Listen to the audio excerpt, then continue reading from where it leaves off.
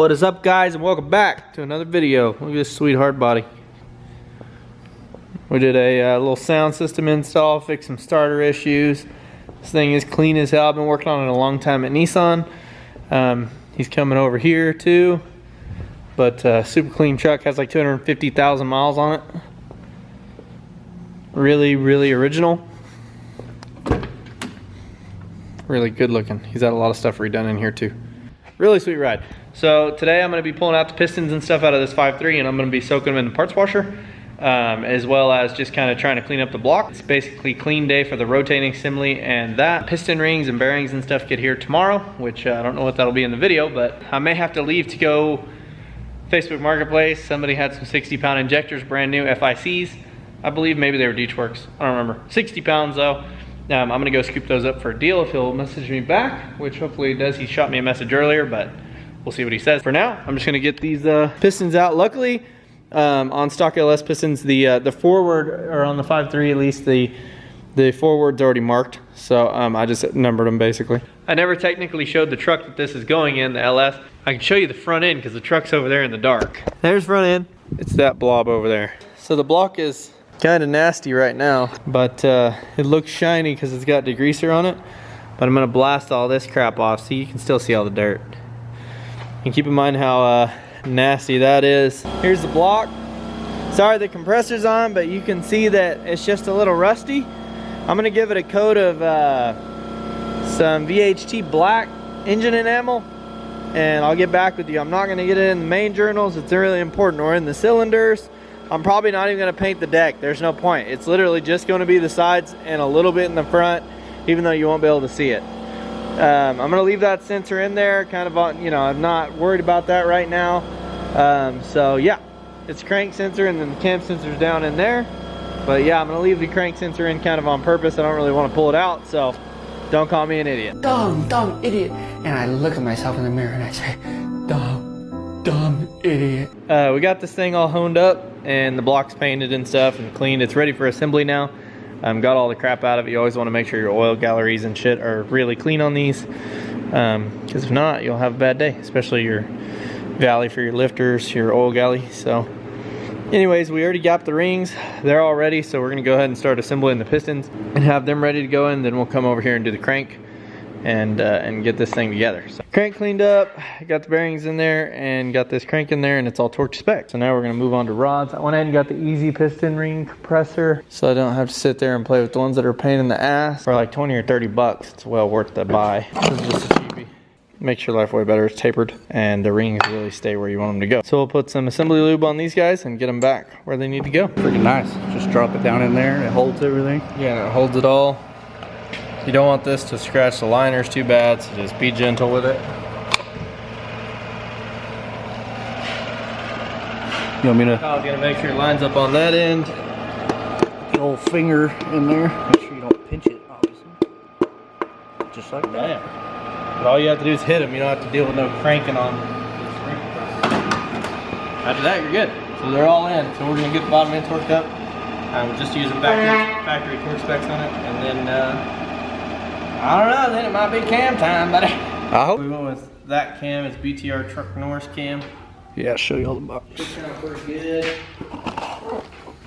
You'll see, I'm just putting some bolts on it. That way, Help slide it in. yeah, it makes putting them in a lot easier. Y'all can find these specs anywhere, but I'm just gonna put a short little. It's probably one of the most common LS cams. Yeah, but these are the specs on it. Yeah. These, if I'm not mistaken, are you can do a cam only with these without having to do springs or anything, right? But we'll be doing springs. Yeah, baby. yeah. So the block's already clean, remember that. You don't really want to drag any of the lobes across the bearing. Sometimes it's inevitable. That's where those bolts come in handy back there. Just remember, the longer or the more you get it in, the harder it is. Yeah. But it should float right into it like Just that. like that. And I don't have a rear cover on, so you can go too far like that. Yeah. Yeah. In the car, that's not going to happen. There's all the lube we put on it. Yeah, unless you pull the transmission out of it, that's not going to happen. So yeah. So next, guys, we'll probably hop on the rear cover so we don't drop a damn lifter, and then we'll get everything that's right. else all set up. Here's a shot of the pistons that cleaned up. Yeah, it looks really well. There's some assembly lube in here, so just, you know. Yeah. But it looks really good. Really, really happy. So, coming along, junkyard style, baby. Here is that 5.3. It's looking pretty good now. I got the oil pump aligned on there. We got the timing set on, new timing set. The head gaskets are sat on there. Pistons are in, rotating assembly is in, obviously. Next, we're gonna do the heads. I'm probably gonna go ahead and clean them, and then I'm gonna get them on, and I'll change the springs and stuff. I already checked them for leakage, the valves, because I was gonna lap the valves if it needed it. You can check them with brake cleaner. You wanna use a solvent. So brake cleaner works good. You can even use gas. And notice how there's no leakage. So like you'll see it, it'll look really like damp and weird. So if it's damp around them, then they need to be lapped and gone through. So luckily these don't need, none of them are leaking. I haven't checked that head yet. So what I'm gonna do is probably just clean the surface. I've already cleaned the block, obviously. The head gasket sat on there. I'm gonna get the head on. I'm gonna set the head on, and then I'm gonna probably change the springs with one of those tools because I don't really wanna use my other big tool doing it this way. I have bolted them to that tabletop before to do them, and it's not that bad, but I might just do it this other way. So we're gonna see. Either way, now I'm gonna get the heads done. I'm gonna get the springs changed on them. All right, guys, I kind of want to show you the rundown on how you can do these. I ended up just doing them on here. I have this head bolted, and then I don't have a lot of pressure on it because I don't want to twist my head, but I have rags under the valves, and you want to be careful. Well, this will all make more sense later. The reason for the rags is because I don't want the valves to just be hitting this wood top and have a chance to bend. It's very unlikely that they would do that. You'd have to seriously bind up something in the valve tool, or in the spring tool. But the way you can do these on the head is pretty simple. So it's that same principle. You just make sure your piston is at top dead center, right? So that's at top dead center. We have one at top dead center. So we have 1 and 6 at top dead center, okay? So we know that if we push those valves in, or the springs from up top, if the heads were on, the valves can't fall down into the chamber like this right here. They would get stuck on the piston. You can still bend them if you do something wrong up top, but it's very unlikely. I mean, like, you just need to pay attention to what you're doing. I've never bent one doing them that way, and I've done a bunch of sets. I've changed a bunch of independent springs, especially like the old Dodge's brake springs and stuff. But anyways, this is the way that I'm doing it on here, and I'm gonna kind of show you how this tool works. So these are the Brian Tooley springs. You can see they're a little thinner metal. They won't bind up. They're a stronger spring also. So these are the BTR springs. I also got their valve seals, which are probably just GM valve seals. So I wanna show you kind of how this works. Because these tools, you can mess something up if you're not careful. First off, let me show you this part. So this is the tool that you buy, right? You can pick these up really cheap. I don't remember what I paid for. I don't have the original bolt that goes in these tools, but this is the tool that you get. It's really cheap. Or you can have like an off head. This is meant to do them in car, but I use them for this too, because the one that I have that you can use whenever the head is off the car just is annoying as hell. I hate using that thing. So anyways, I don't have the right bolt for this, but I have a different bolts in there. You need to be careful. You need to use a strong bolt if you replace the bolt, because it can snap off pretty easily. Since I don't have the right bolt, I have to do mine kind of stupid. I'm not tightening it. I just went in about as much as I told you I've been going in. Then you lift it up over the spring. That's a ratchet end. You can get your 3/8 ratchet on there. So you're gonna wanna hook your ratchet in. You want to wear glasses or really watch what you're doing, okay? It's gonna go down some. It'll be the same principle on head. There's nothing different here. If you were the same principle if you were on the car. So you're compressing it. If the piston's up at the top, the valve will stop about right there. Then you'll hit that braking point. See how they snap off? They usually won't be that aggressive. Watch out, those things fly off. They love to hit you in the eyes, and then they also go across the room. And then you want to ease up on it. Then you can turn the tool, pull your spring off, and do not forget, you can barely see the tip of it right here. That's your valve seal. You can get a pair of these cheap pliers at Harbor Freight. These are for disconnecting like hoses. They come in a 3-pack. That's what I bought them for. It works great for this. So you can squeeze around the valve seal, twist it, and it'll come up just like that. These valve seals are easy. This type of valve seal is really nice. It's nothing like doing it on like some import stuff. So, and you'll see a lot of oil gets trapped under them. That's fine. That's going to be in your favor here. Go ahead and grab your new valve seal, and I want to put a little bit of that oil. I hope this is focusing. I want to put a little bit of oil right there. And I like to get it on there. Also lube up your valve seal. Some of them have a little cover, it'll be a little plastic tube that you can slip over this and slide your new valve seal on. Because if you see this ridge that keeps the keepers in, that right there, you have to be careful because sometimes the upward edge on that is sharp. So if you go on with these and then back off, you're probably not going to want to reuse this. If not, I would just really check the edge of it. This Viton or sometimes Teflon, anything that they're making this out of can be an issue. Sometimes they're silicone, it just depends.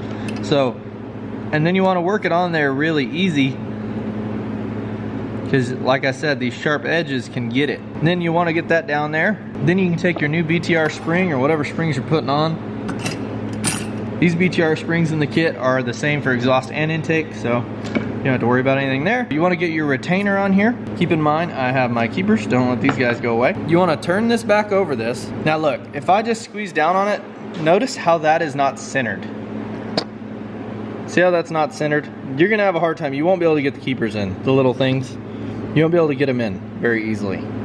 So what you can do is you can change the pivot point and push this spring more this way while you push or while you lean on it. So I'm gonna push this spring over. See, and you can check your work. There you go. Nope, that'll probably work. Centered enough. Now you wanna take your keepers. You'll push them down and you'll feel them click. And then you're gonna let off. Sorry, it's been a little while and I skipped ahead quite a bit. Got the heads on, valve covers on, rockers in, everything's torque to spec, heads are torque to spec, got the new spark plugs in, new coolant temp sensor. I'm gonna try to put the other one for the glow shift gauges on this side if that back port will work, but I'm not sure if it will yet. I don't know what adapters it came with. Gonna go ahead and put I broke that oil pressure sensor the other day, but it's okay. I'm gonna put one on a gauge. So I'm gonna put it right there. I'm also about to put the water pump on and some of the front drive crap. All right, so I put the transmission to it. Or attached the transmission to it. Got the stall converter in there. It's just a 2800 stall. Got new motor mounts on here because the other ones were kind of crusty. This frame doesn't really have any rust. This is all dirt. I should pressure wash it, but we're gonna get her jabbed in there because it might be coming out again. There's a bunch of wiring on this truck that needs to be redone. Normally I'd opt to do it with the engine out, but on this one I'm gonna opt to do it with it in because I kind of want to minimize everything and I don't want to do anything that I don't need. Let's see if the forms are right and that cross member back there is going to work for that 4L60. This truck had a 700 R4, so it should. It's a single bolt mount, but we'll see where these line up. I'm not going to put these adjustable mounts on there yet just because I don't know which way they go and I don't want to just put them on, just take them off. We're going to get it jabbed in there and I'll update you whenever we're kind of... All right guys, it's in. It all worked perfect. I don't know what else to say. The mounts that I use, these are just mount brackets to factory motor mounts like O'Reilly's. But the mount brackets themselves, these kind of gray pieces, I probably should have painted them, but those are eBay, just eBay. I think, I don't know, I don't remember what they were, like 80 bucks, maybe 50, I don't remember. Trans mount is just an energy suspension factory 4L60 mount. It's not for this year, it's just a factory 4L60. It's a polyurethane one, but it all worked. These mounts, if you use these, they have to be forward with the holes like horizontal. It has so much room. So the first thing I want to mock up to make sure that these are going to work, because the other cheap thing that I kind of cheaped out on are the headers. So I want to get my headers from upstairs. Let's make sure they're going to fit and they look okay. Luckily on C10, the steering shaft's way over there, so we don't really have to worry about that. All right, I got the headers on in, so it looks pretty good. I'm gonna go ahead and close this video out, but the LS is in there, looks really good. Header fitment is really awesome. Engine mount fitment is really awesome. Really liking it. So anyways guys, I just want to say thank you for watching this video. Thank you for watching. I appreciate it and I hope you guys are ready for the next one. The next one's gonna be kind of a clusterfuck.